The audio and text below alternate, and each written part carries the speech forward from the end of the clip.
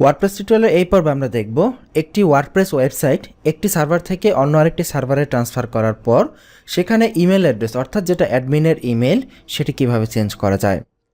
তো আমরা আমাদের এই লাইভ সার্ভারের ড্যাশবোর্ডে লগ ইন অবস্থায় আছি। এখান থেকে আমরা ইউজার সেকশনে আছি। গত পর্বে আমরা সামান্য একটু অংশ দেখেছিলাম যে প্রোফাইল থেকে আমরা যখন এডিটে গিয়েছি তখন আমরা এখানে ইমেল অ্যাড্রেসটি চেঞ্জ করেছিলাম। তো এইভাবেও ইমেলটি চেঞ্জ করা যায়। যদি এইভাবে ইমেলটি চেঞ্জ করেন তাহলে আপনার যে নতুন ইমেল অ্যাড্রেস দিবেন সেখানে একটি ইমেল যাবে ভেরিফিকেশনের জন্য। তো এই মেথডটাই আমরা কমপ্লিট করি, দেখি আসলে কিভাবে হয় সেই ভেরিফিকেশনটা। তো আমরা সি প্যানেলে আছি। সি প্যানেল থেকে আমরা আসলে ইমেল চলে যাচ্ছি ইমেল অ্যাকাউন্টসে। তো admin@learnwithitbari.com এই ইমেলটা আমরা এখন ওপেন করব। এখানে মেল চলে আসার কথা, আমরা চেক ইমেলে ক্লিক করছি।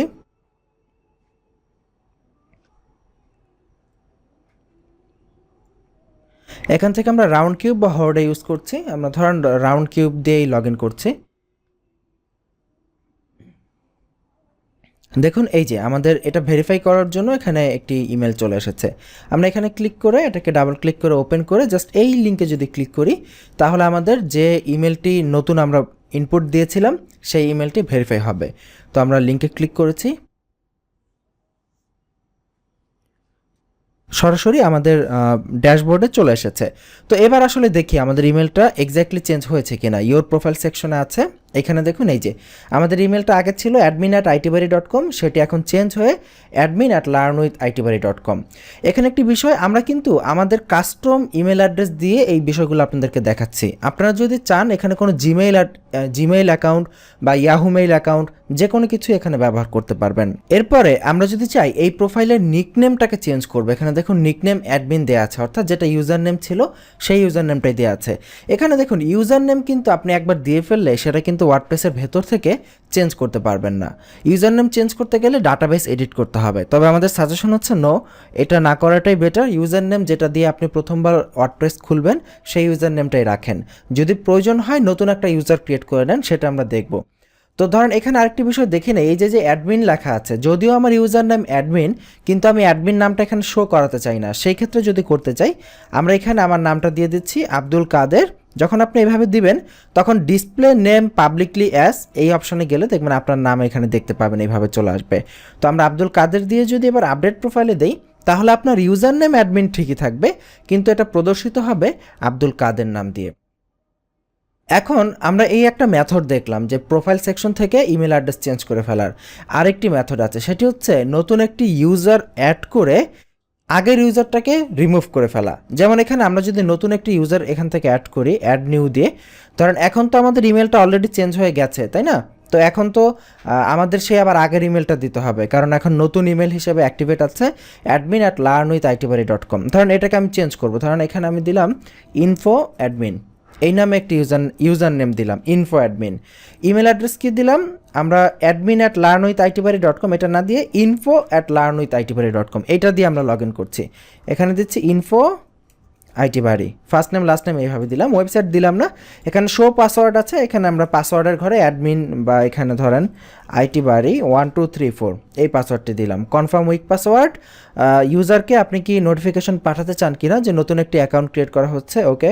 এবং এখান থেকে অ্যাডমিনিস্ট্রেটর, অর্থাৎ অ্যাডমিনিস্ট্রেটর মানে হচ্ছে আপনার এখানে যেই পাওয়ার আছে, আপনি যে নতুন যে ইউজারটি ক্রিয়েট করতে যাচ্ছেন অ্যাডমিনিস্ট্রেটর হিসেবে, ওনারও এখানে সেম পাওয়ার আছে। তো অ্যাডমিনিস্ট্রেটর রোল দিয়ে অ্যাড নিউ ইউজারে ক্লিক করছি। নতুন ইউজার এখানে ক্রিয়েট হয়ে গেছে, দেখুন এখানে ইনফো অ্যাডমিন নামে আমরা নতুন একটি ইউজার ক্রিয়েট করে ফেলেছি। এবার আমরা এখান থেকে লগ আউট করব। লগ আউট করে ইনফো ইউজার যে অপশন যেটা আমরা এইমাত্র রেজিস্ট্রেশন করলাম সেটা দিয়ে লগ ইন করবো। এটার নাম কি ছিল ইনফো অ্যাডমিন, এটার পাসওয়ার্ড ছিল আইটিবারি 1234, remember me and log in, okay. এখন আমরা নতুন যে ইমেল অ্যাড্রেস দিয়ে একটি ইউজার ক্রিয়েট করেছি সেটা দিয়ে লগ ইন করেছি। আমরা যদি ইউজার সেকশনে যাই দেখতে পাবো। তো এখন যেহেতু আমরা ইনফো আইটিবারি এইটা দিয়ে লগ ইন করেছি, এখন আমরা চাইলে আমাদের যেটা মেইন ইউজার ছিল অ্যাডমিনিস্ট্রেটর অ্যাডমিন, এটাকে আমরা এখান থেকে ডিলিট করে দিতে পারি।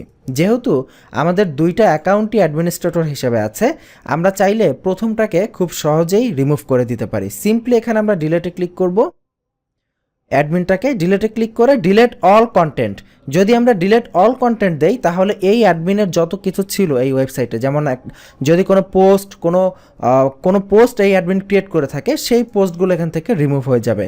অথবা আপনি যদি এই কন্টেন্টগুলো রাখতে চান তাহলে অ্যাট্রিবিউট অল কন্টেন্ট দিয়ে কার আন্ডারে নিয়ে আসতে চান, যে ইনফো অ্যাডমিন এই আন্ডারে আমি নিয়ে আসতে চাই, এইটা দিয়ে যদি আপনি কনফার্ম ডিলিশনে ক্লিক করেন তাহলে আপনার এই ইমেল সহ এই অ্যাকাউন্টটা রিমুভ হয়ে যাবে এবং এই অ্যাডমিনের যে সকল কিছু ছিল, যত পোস্ট পেজ ছিল, সেগুলো সব নতুন যে অ্যাডমিন আপনি এখান থেকে সিলেক্ট করবেন সেই অ্যাডমিনের আন্ডারে চলে আসবে। তো এইভাবে আমরা কোনো নতুন একটা ইউজার ক্রিয়েট করে, অর্থাৎ ক্লায়েন্টের ইমেল অ্যাড্রেস দিয়ে নিউ ইউজার ক্রিয়েট করে আগের ইউজারকে রিমুভ করে দিতে পারি। তো এইভাবে আপনারা করলেই দেখবেন এখান থেকে ডিলিশন দিলেই হয়ে যাবে। তো আমি এটা আর এখানে ডিলিট করছি না, আমি আপনাকে এক্সাম্পল স্বরূপ আমি দ্বিতীয় যে ইউজারটা আমরা ক্রিয়েট করেছি সেটা ডিলিট করে দেখাই, কারণ আমরা অ্যাডমিন যেটা আছে মেইন ইউজার সেটা আমরা এখানে রাখতে চাচ্ছি, কারণ এটা আমরা গ্র্যাভিটার সেট আপ করেছি। তো যাই হোক, আমরা এই যে ইনফো অ্যাডমিন যে অপশনটা রয়েছে এটাকে আমরা এখান থেকে রিমুভ করে দেবো। তো দেখুন এটাকে ডিলিট করছি, যেটা আমরা ক্রিয়েট করেছিলাম delete all content confirm deletion, তাহলে ওই ইউজারটা ডিলিট হয়ে গেল। তো এইভাবে আপনারা চাইলে যে কোনো ইউজারকে আপনারা রিমুভ করতে পারবেন নতুন আরেকটা ইউজার ক্রিয়েট করে। তো আশা করি আপনারা বুঝতে পেরেছেন বিষয়টা। তো এই মেথডের থেকে শুরুর মেথডটা, অর্থাৎ প্রোফাইল থেকে গিয়ে ইমেল অ্যাড্রেসটা চেঞ্জ করে দেওয়ার মেথডটা অনেক বেশি সহজ আর কি। তো আমাদের কাজ হচ্ছে সহজে হোক বা কঠিনে হোক কাজ হওয়া হচ্ছে প্রধান উদ্দেশ্য, যেটা আমরা চাই সেটা 100% হচ্ছে কি না সেইটা হচ্ছে প্রধান উদ্দেশ্য। এবং যদি সহজ মেথডেও প্রধান উদ্দেশ্য সফল হয়, কঠিন মেথডেও প্রধান উদ্দেশ্য সফল হয়, তাহলে আমার সাজেশন থাকবে সবসময় সহজটাকে ক্যাচ করে নেবেন, কারণ সহজ মেথডে আপনি দ্রুত কাজ করতে পারবেন। যদি রেজাল্ট হুবহু সেম হয় তাহলে সহজটা করতে কোনো আপত্তি নেই, শুধু জটিলতার দিকে না যাওয়াই বেটার, বাট জানার স্বার্থে আমরা জেনে নিলাম। আই হোপ বুঝতে পেরেছেন। এই পর্ব এই পর্যন্তই, আগামী পর্বের আমন্ত্রণ জানাচ্ছি। ভালো থাকবেন, আল্লাহ হাফিজ।